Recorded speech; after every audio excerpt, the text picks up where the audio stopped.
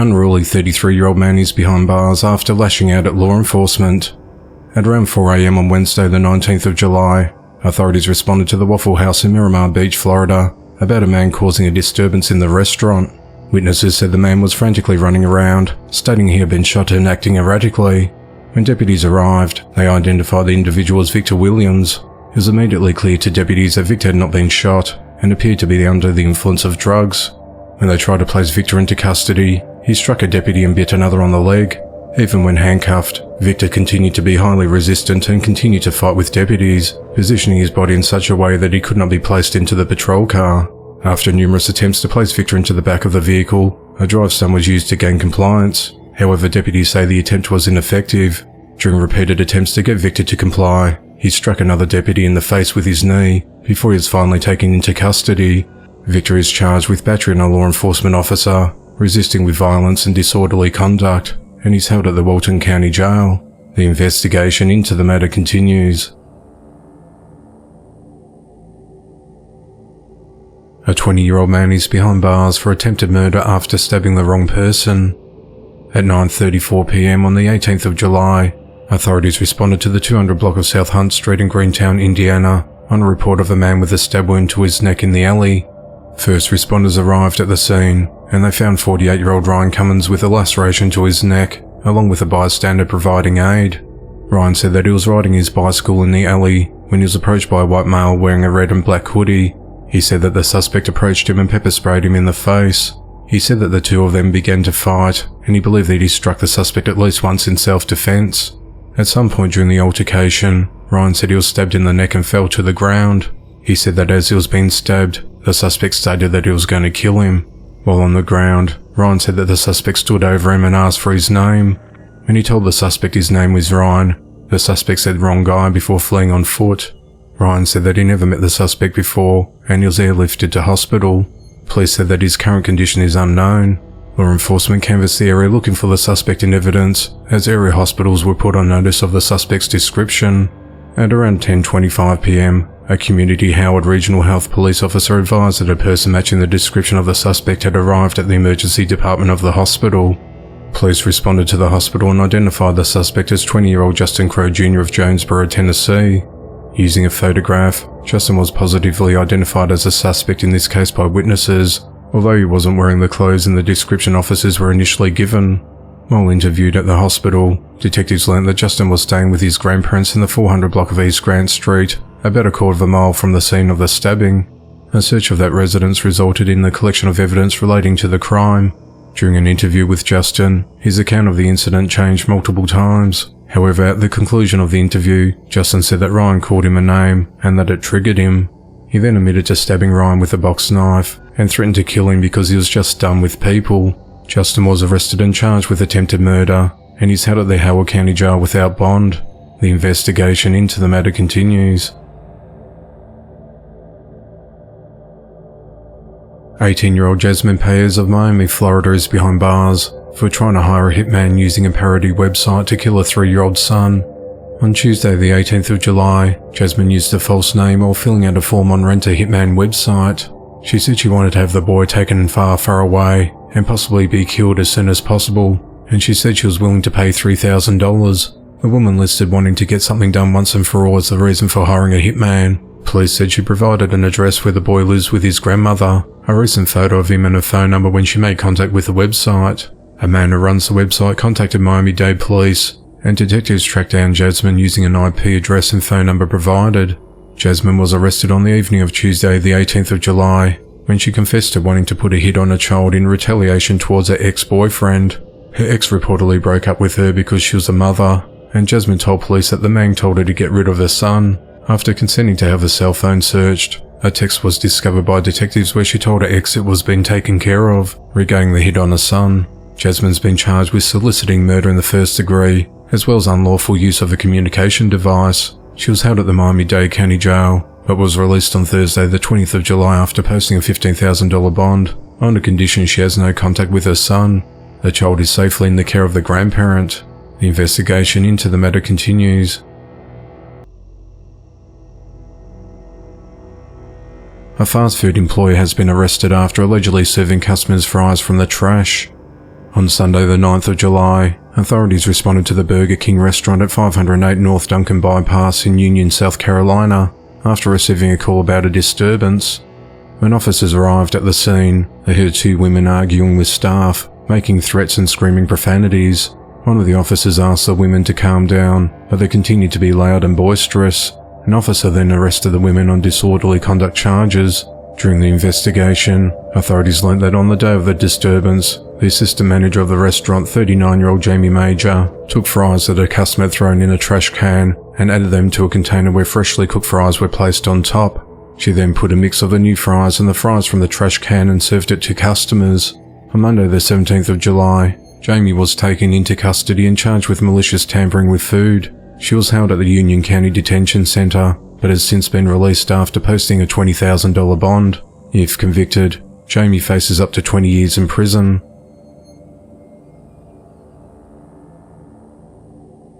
Authorities are investigating after a convenience store owner was fatally shot during a robbery. At around 2 a.m. on Wednesday the 19th of July, authorities responded to a BP gas station located at 2155 Flat Shoals Road, in Decatur, Georgia, on reports of shots fired. When officers arrived, they found a man shot to death inside the store. The DeKalb County Medical Examiner's Office identified the victim as 24-year-old Rahil Sarani. Authorities said that Rahil was shot and killed at the store during an armed robbery. According to a witness, Rahil was arranging merchandise outside the store when three people pulled up and shot him. The witness said the individuals went into the store and stole money from the cash register and then left, never saying a word. Investigators are reviewing surveillance footage at the store and are hoping to quickly identify the people responsible. No arrests have been made to date, as the investigation into the matter continues. 79-year-old Paul Edward Marty is behind bars after fatally beating his 77-year-old wife Jean Harriet. At 10:36 a.m. on Monday the 17th of July, authorities responded to a residence along 428th Street in the Big Pine Lake area of Perham, Minnesota, for a report of a possible murder. Investigators said that Paul told his daughter that he killed his wife.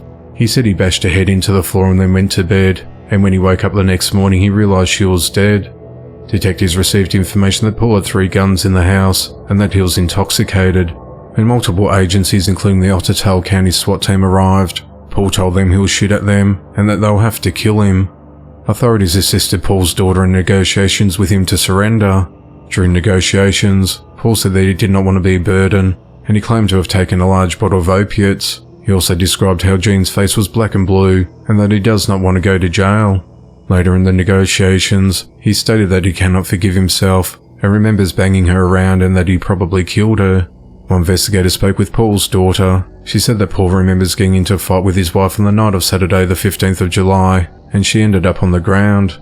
He said that he slammed her head into the granite floor a few times, and when he woke up, he found her laying naked and full of blood. At around 3 p.m. on Monday the 17th of July, Paul surrendered and was taken into custody. He had dry blood on his hands and feet. Officers on scene recovered a handgun with dry blood on it, which was found in a wastebasket near pill bottles. The medical examiner's office determined that Jean's cause of death to be a gunshot wound to her head and multiple blunt force trauma injuries to her head, and her death was ruled a homicide.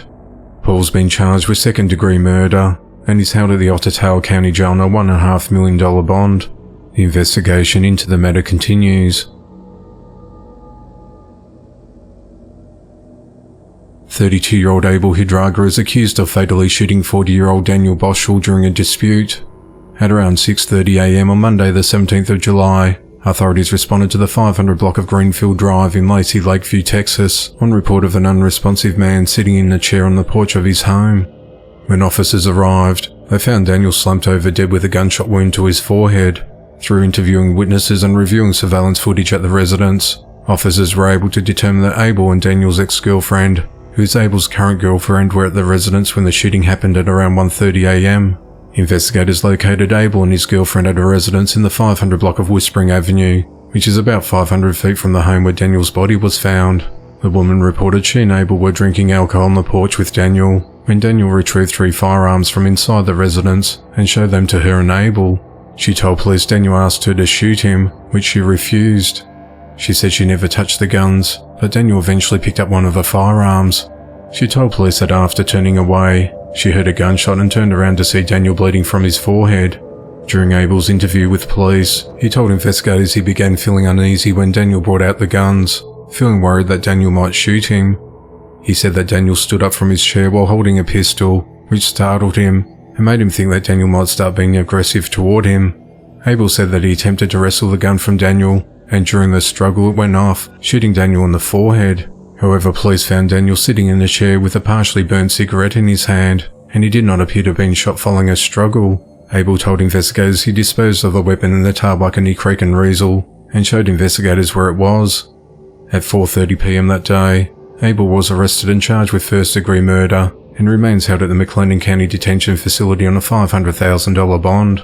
Abel's girlfriend has not been named or charged with the crime, as the investigation into the matter continues.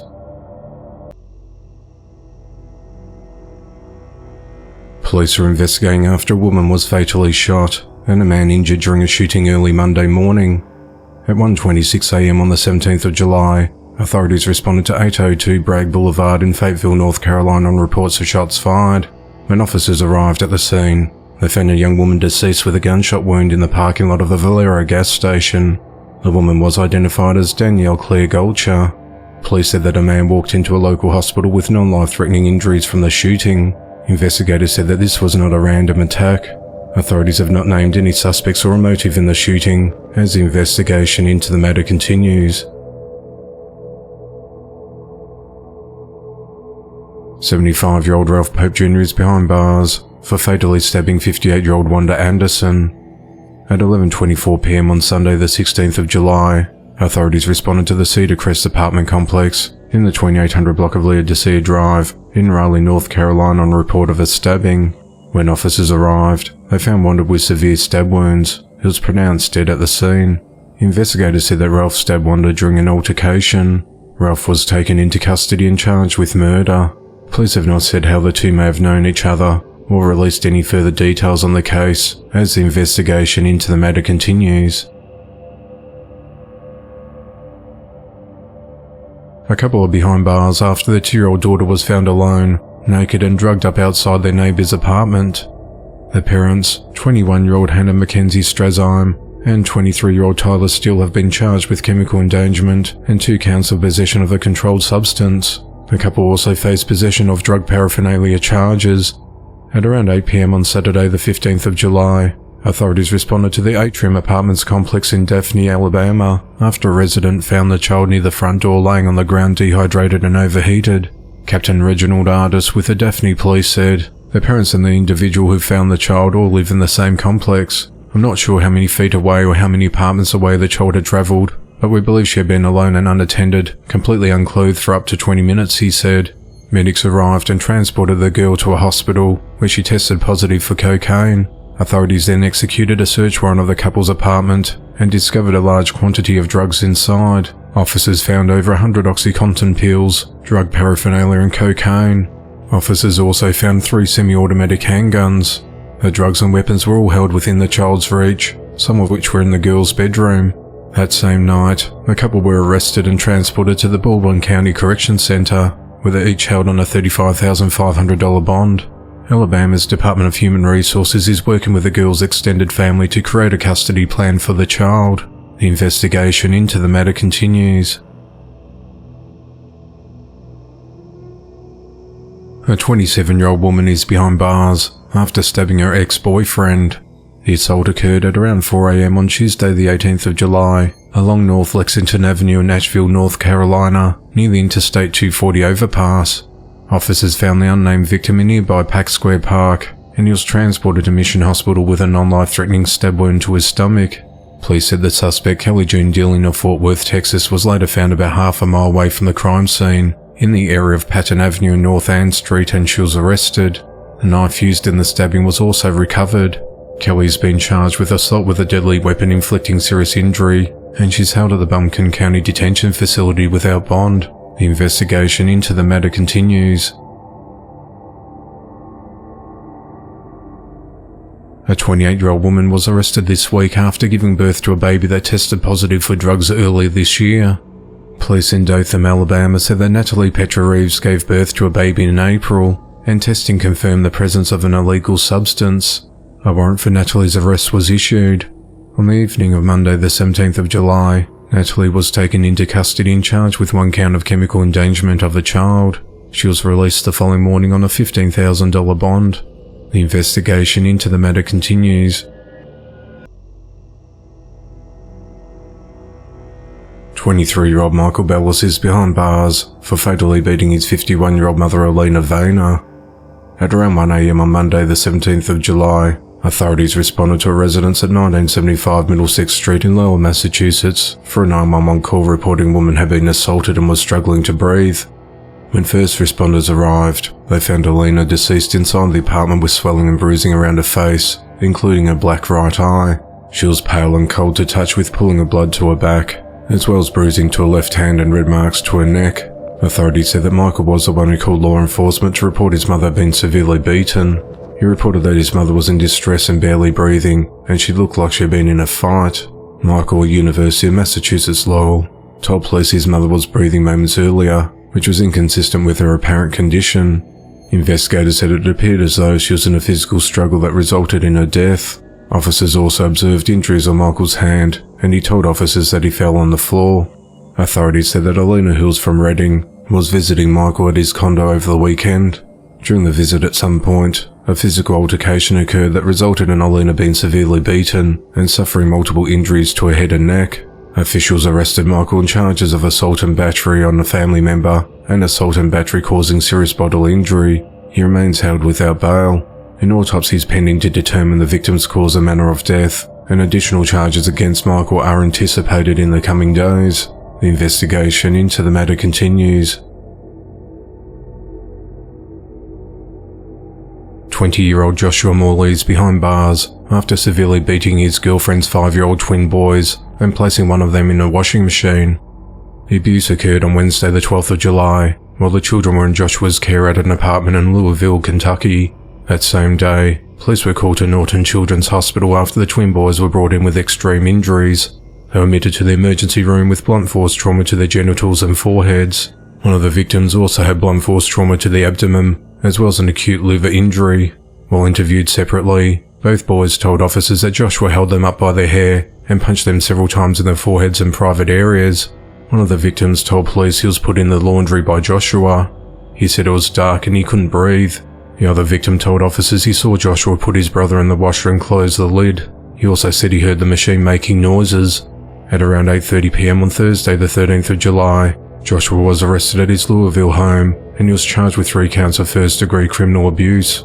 The following morning, he was arraigned in court where a not guilty plea was entered on his behalf. Joshua has been held at the Louisville Metropolitan Department of Corrections with his bond set at $50,000. He was ordered to have no contact with the twins or their mother. The next court appearance is scheduled for the 24th of July. The investigation into the matter continues. A 34-year-old woman and a 38-year-old boyfriend are behind bars on multiple charges of neglect of a child and false imprisonment. On Thursday the 13th of July, authorities received a call from someone who informed them that 2 naked juveniles, estimated to be 13 years old and 9 years old, were walking around outside a home at 128 South 71st Street in Milwaukee, Wisconsin with blood on them. The children reportedly had bruises on their bodies and red marks on their thighs. The caller reportedly noticed a woman yanked a boy into the house. Their children were later determined to be 7 and 9 years old. Officers arrived at the scene and learned that the woman, Katie Kosh, violently dragged the child back to the house. As officers got closer to the house, they heard what sounded like a quieter cry or whimper. Katie then exited the home through a side door. The responding officers spoke with Katie, who appeared to be flustered and anxious. She said her father died and her kids broke a window. The officers went inside and noted it looked like a terrible hoarding situation, with trash all over the place and feces smeared all over the walls of one of the bedrooms. While inside, Katie was putting a diaper on another child, who had red marks all over his body. Additional officers arrived, and Katie told them, "I'm sorry. I'm so sorry. I'm so afraid." Officers found a mound of trash and garbage outside the children's bedroom, which also smelled like urine and feces. A latch was placed on the outside of the door to lock them in. Katie acknowledged that the home is not habitable. Katie said she lived at the home with her boyfriend Menke, who refers to himself as their stepfather. When officers spoke with Joel, He said he boarded up the windows in the kids' room to keep the children from bothering the nosy neighbour. He added that he locked the door to prevent them from walking around the house at night. Over the 3 years that Katie had been living with Joel, she never took the kids to the doctor or enrolled them in school. She said that she homeschooled them, but admitted that she doesn't have proper curriculum for them. A witness told police he saw one of the children sitting outside naked and said he looked like a caveman. Several other witnesses said they'd never seen the children before. Medics took the children to a hospital, where their hair had to be cut because it's full of matted feces. Katie said that's okay, because the kids needed a haircut. Katie and Joel are held at the Milwaukee County Jail. Katie's bond's been set at $30,000, whereas Joel's has been set at $6,500. The investigation into the matter continues. 23-year-old William Carpenter is behind bars after attacking his father with a hatchet. The incident occurred early Saturday morning on the 15th of July at a home on Quail Hollow Boulevard in Pensacola, Florida. Authorities said that William and his father got into an argument that escalated, and he attacked the older man with a hatchet. The father was taken to hospital with lacerations on his arm. William was arrested and charged with attempted homicide and criminal mischief. He's held at the Escambia County Jail without bond. The investigation into the matter continues.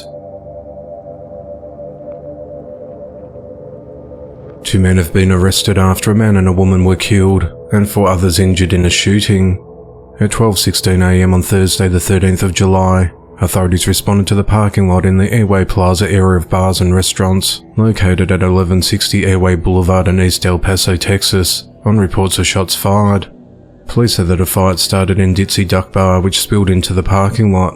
2 men each pulled out their handguns and began firing into the crowd, and 6 people were shot. The men then fled the scene in their car. 26-year-old James Nicholson died at the scene, and 5 individuals were transported to local hospitals with serious injuries. 27-year-old Alexa Ratana later succumbed to injuries at the hospital. The 4 others who were injured ranged in age from 25 to 30 years old. Investigators interviewed multiple witnesses at the scene and reviewed surveillance video of the incident and identified 20-year-old Andrew James Williams and 22-year-old Aaron John as the shooters. Investigators obtained a description of the vehicle Andrew and Aaron fled in, and with the assistance of the Fort Bliss Military Police, the suspects were stopped at the Constitution Gate about 5 miles away. Both men are charged with capital murder and are each held on a $2.5 million bond. The investigation into the matter continues. A 21-year-old man is behind bars after stabbing his grandmother. At just before 6:30 p.m. on Saturday the 15th of July, authorities responded to a home in Okley, Indiana on report of domestic violence. When deputies arrived at the residence, they found a 58-year-old woman in a critical condition, suffering from multiple stab wounds. Medics transported her to a Lafayette hospital, and she was admitted to the intensive care unit for surgery. A witness told deputies that Dustin Earl Roy Lindsay attacked his grandmother during an altercation before fleeing the scene. Later that evening, deputies located Dustin and arrested him without incident. He's charged with aggravated battery, domestic battery and attempted murder as he's held at the Carroll County Jail. It's unclear what the altercation was about, and an update on the woman's condition has not been provided.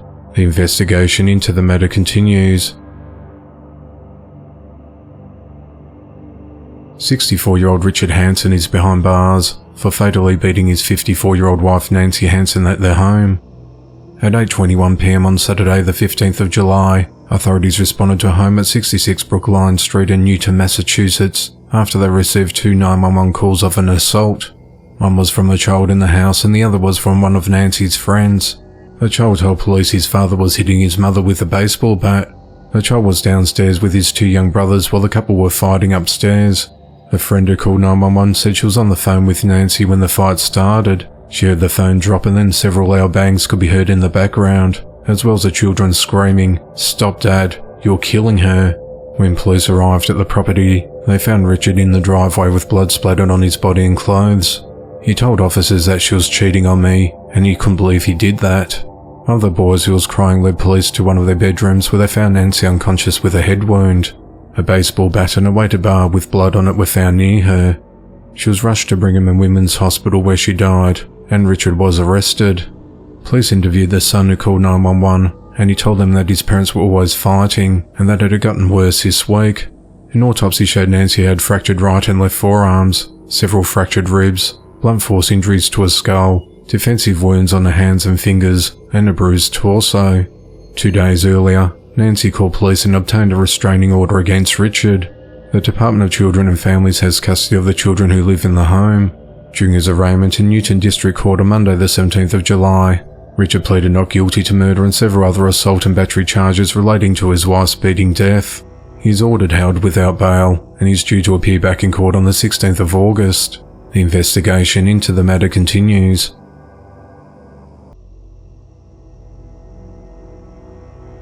"24-year-old Ryan Tyler Watts is behind bars for attempting to drown a female relative last month. At 9:44 p.m. on the 5th of June, authorities responded to a home along Royal Troon Drive in Rainbow City, Alabama, after receiving a 911 call of domestic violence. Officers responded to the scene and learnt that Ryan broke into a family member's home and tried to drown the woman before fleeing the scene. Rainbow City police were later notified by the Atala police that they located Ryan and his vehicle at Johnson's Giant Foods, roughly 5 miles away from his relative's house. Authorities said that Ryan drove his vehicle through the wall of the grocery store and he was still inside the vehicle when they arrived. He was hospitalised from the incident and warrants for attempted murder were obtained on the 6th of June. After being released from hospital on Friday the 14th of July, he was booked into the Etowah County Detention Centre, where he's been held on a $100,000 bond. The investigation into the matter continues. A 44-year-old woman has been jailed after fatally stabbing a 61-year-old mother. At around 11:45 a.m. on Saturday the 15th of July, authorities responded to a home in the 100 block of Wingbish Place in Danville, Virginia for a welfare check. When officers arrived, they found Marie Boynton unresponsive with multiple stab wounds. She was pronounced dead at the scene, and Marie's daughter Ebony Home was identified as a suspect. Ebony was arrested and charged with second-degree murder and is held at the Danville City Jail without bond. The motive of the attack is unclear, as the investigation into the matter continues. 22-year-old Christian Hooks has been charged with DUI manslaughter after hitting a pedestrian and fleeing the scene. Authorities said that at 12:42 a.m. on Saturday the 15th of July, Christian was driving at a high rate of speed on Missouri Avenue, near Druid Road in Clearwater, Florida, when he hit 34-year-old Joshua Maxson. Callers reported seeing a man lying in the roadway soon after the crash. Upon arriving at the scene, officers found Joshua dead in the roadway and identified Christian as the suspect. Investigators tracked Christian down about 20 minutes later. He was drunk and failed field sobriety tests. Breath samples of .217 and .223 were obtained. Florida's legal blood alcohol limit is .8, so he was almost 3 times over the legal limit. Christian was arrested and is held at the Pinellas County Jail. The investigation into the matter continues. Police are investigating after a man was fatally shot and his girlfriend was injured during a shooting. At 7:39 p.m. on Thursday the 13th of July, authorities responded to the 1700 block of South State Street in Champaign, Illinois and reports of shots fired. When officers arrived, they found 20-year-old Jaheim Law in a critical condition with a gunshot wound to his head and a 21-year-old female victim with a gunshot wound to her leg. They were both taken to a local hospital. At 9:59 that night, Jaheim died from his injuries. The woman is recovering from non-life-threatening injuries. Police said their initial investigation showed 2 large groups had gathered and engaged in a physical altercation in a parking lot, and during the altercation, someone pulled a gun and fired, striking Jaheim and the female victim. The 2 groups then fled the area, but several people were detained for questioning by arriving officers. Latrice Jones, Jaheim's aunt, said that Jaheim wasn't involved in the altercation, but was working at the time and was being protective of his girlfriend. She said that he went outside to the parking lot to ask his girlfriend to come back inside Taco Bell when they were both shot. Latrice said that Jaheim was a hard-working man trying to take care of his 2 babies. Officers continue to interview witnesses and review surveillance footage of the area. No arrests have been made to date as the investigation into the matter continues.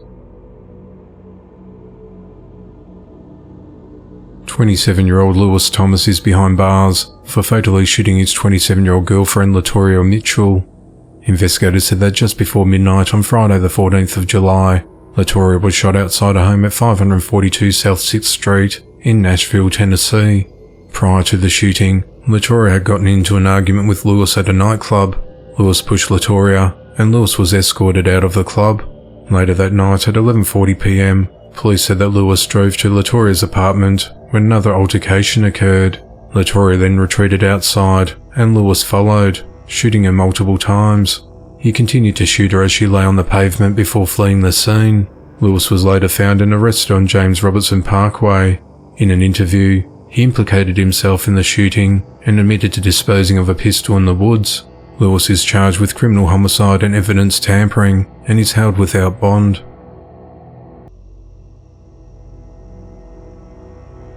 "51-year-old Samuel Montoya is behind bars after attacking his wife Alma Acevedos with a knife at an ice cream shop. At around 11:45 a.m. on Thursday the 13th of July, authorities responded to the Tutti Frutti Bar ice cream shop at 27 Daisy Street South in Soap Lake, Washington on reports of a domestic dispute. When first responders arrived, they found Alma on the front sidewalk bleeding from the front of the neck and bystanders giving first aid. She told police that her husband had cut her throat with a knife before he fled the scene. Medics transported her by air ambulance to the Confluence Health Central Washington Hospital in Wenatchee, where she's recovering. Alma told investigators that she and Samuel's relationship was on and off over the last couple of months, and she had been seeing another man, and Samuel did not like that. Prior to the attack, Samuel texted her a picture of a knife. A little later, Samuel came through the door of the business she owns while she was working. She and Samuel began arguing about the man she was seeing, and the argument escalated with Samuel suddenly stabbing Alma in the neck, and she fell to the ground. Samuel stood over her and said, "If I can't have you, no one can," and stabbed her in the neck again. Alma fought back and got cuts on the hands from the knife, but she managed to get Samuel off her and run out the door. A few hours after the incident, Samuel turned himself in at the Ephrata Police Department. He's charged with attempted first-degree murder, and is held at the Grant County Jail on a $1 million bond. The investigation into the matter continues. A 38-year-old man is behind bars for fatally beating his 43-year-old wife. At around 4:45 a.m. on Wednesday the 28th of June, authorities responded to a home on Highway 74 in Gonzales, Louisiana, and found Sonia Escalante Backer in a bed dead from blunt force trauma. After obtaining sufficient evidence, investigators identified the victim's husband, Joseph Lee Fogle, as the primary suspect. Joseph called police that morning to report his wife's death. In an interview, Joseph told detectives he left his home to get breakfast, and when he returned, he found his wife dead.